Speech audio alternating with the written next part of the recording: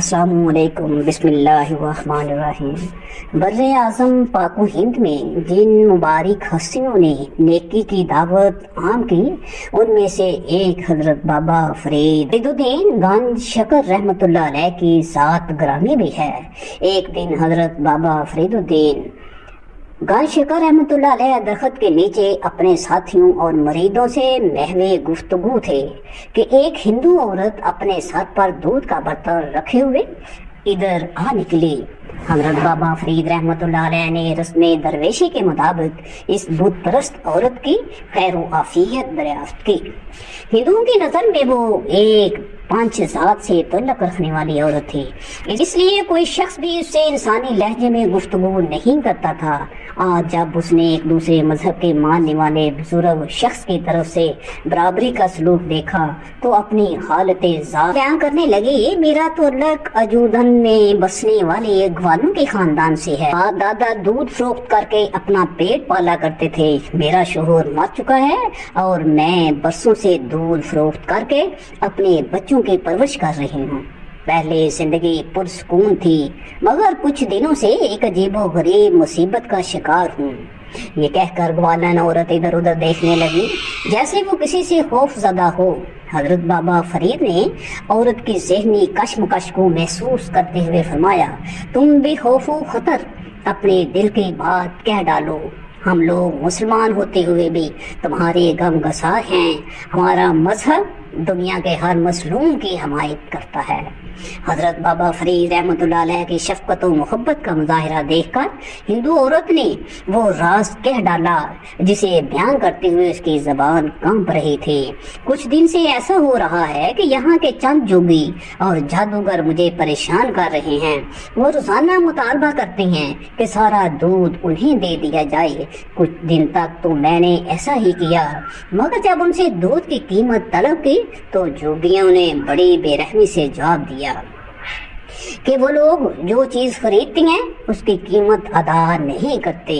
میں نے آئندہ دودھ دینے سے انکار کیا تو وہ لوگ شراب بد دعا دینے لگے کہ اگر ہمیں دودھ نہیں دے گی تو تیرا دودھ اس قابل نہیں رہے گا کہ کوئی دوسرا خرید سکے۔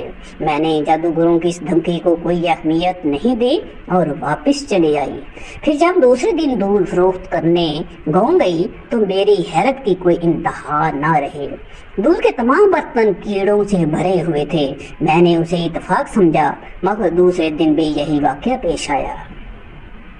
مجبور ہو کر میں دوبارہ ان جوگیوں کے پاس گئی اور ان سے رو رو کر التجا کی کہ نصف دودھ وہ لے لیں اور باقی میرے بچوں کے لیے چھوڑ دیں، مگر ان ظالموں پر میری گریہ زاری کا کوئی اثر نہیں ہوا۔ ایک دن ان جادوگروں کے چیلے میرے گھر آئے اور بڑے بے دردانہ انداز میں کہنے لگے، گرو جی اگر تم ہمیں دودھ فراہم نہیں کرے گی تو پہلے تیرے سارے جانور مر جائیں گے، پھر ہم تیرے بچوں کو اپنی قہر و غضب کا نشانہ بنائیں گے۔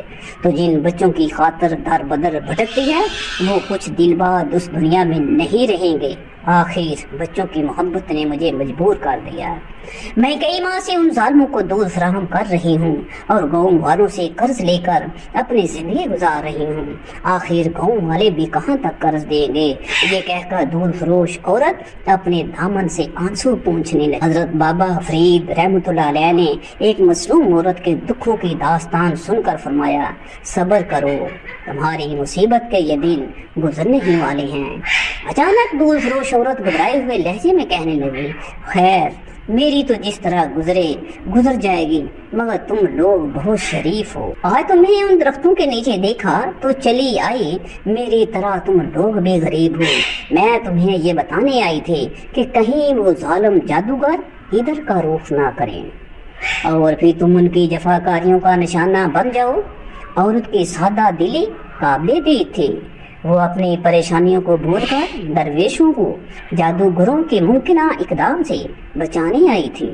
حضرت بابا فرید رحمۃ اللہ علیہ اس دودھ فروش عورت کے خلوص سے بہت زیادہ متاثر ہوئے اور فرمانے لگے، تم ایک سادہ دل عورت ہو، ہم فقیران بے نو بے نوا تمہارے اس خلوص کو ہمیشہ یاد رکھیں گے۔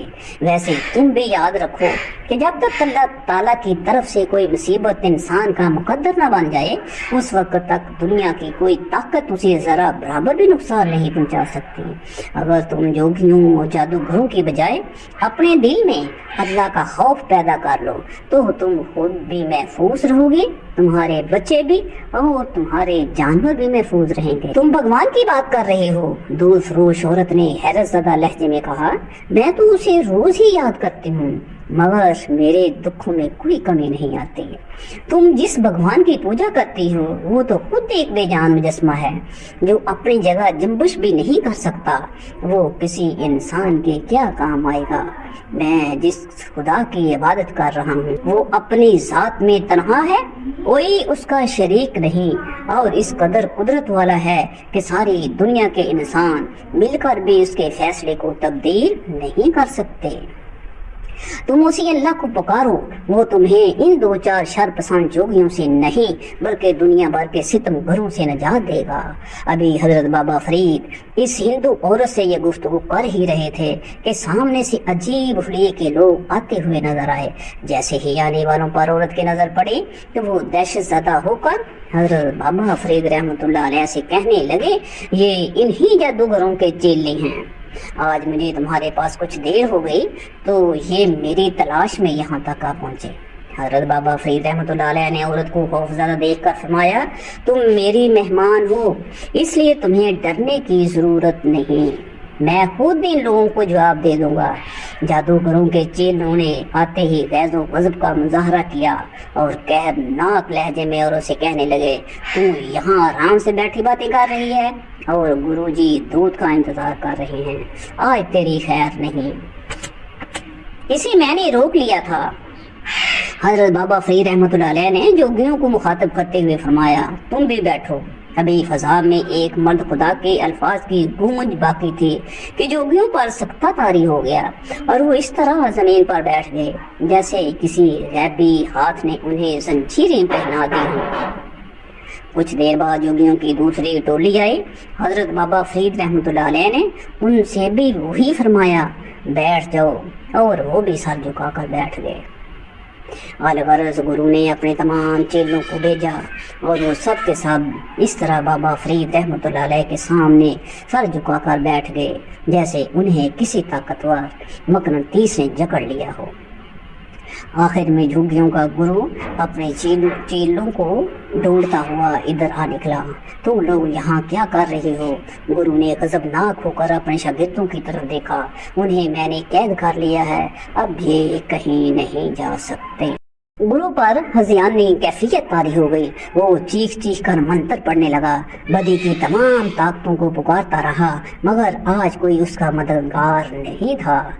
آخر گرو نے حضرت بابا فرید رحمۃ اللہ علیہ کے قدموں پر سر رکھ دیا اور اپنے چیلوں کو رہائی کے لیے التجا کرنے لگا، تیرے شاگردوں کو صرف ایک شرط پر رہائی مل سکتی ہے کہ تو انہیں لے کر یہاں سے دور چلا جا۔ حضرت بابا فرید رحمۃ اللہ علیہ نے پرجلال لہجے میں فرمایا، اگر آئندہ تو نے مخلوق خدا کو تنگ کیا تو پھر تجھ پر خدا کی زمین تنگ ہو جائے گی۔ گرو بہت دیر تک حضرت بابا فرید رحمۃ اللہ علیہ سے معافی مانگتا رہا اور پھر اپنے چیلوں کو لے کر اجودن کی حدود سے نکل گیا۔ گرو کے جانے کے بعد حضرت بابا فرید اسی جگہ پر اقامت گزین ہو گئی اور پورا قصبہ آپ کی اس کرامت کے شور سے گونجنے لگا۔ آخر کار سینکڑوں بت پرست حلقہ اسلام میں داخل ہو گئے۔ حجودن میں یہ آپ رحمۃ اللہ علیہ کی پہلی روحانی فتح تھی۔